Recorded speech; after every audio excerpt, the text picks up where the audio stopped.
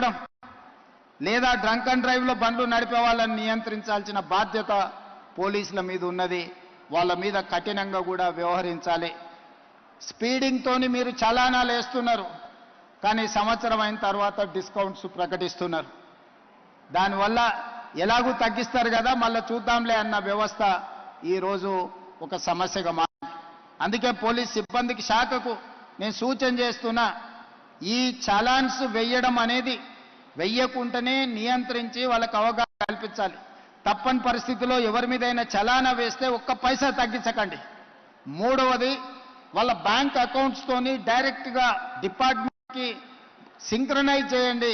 ఎప్పుడు చలానా పడితే ఆటోమేటిక్గా వాళ్ళ అకౌంట్లోకి వెళ్ళి డిడక్ట్ అయ్యి పోయే విధంగా ఈరోజు బండి రిజిస్ట్రేషన్కి వచ్చినప్పుడే ఆ బండి యజమాని యొక్క ఖాతాను మీరు తీసుకోండి.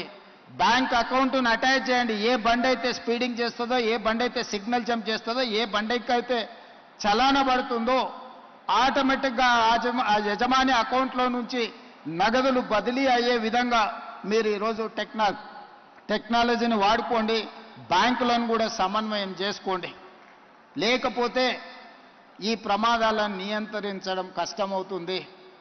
ఇలాంటి ప్రమాదాలకు పాల్పడే వాళ్ళ పట్ల కఠినంగా వ్యవహరించాలి.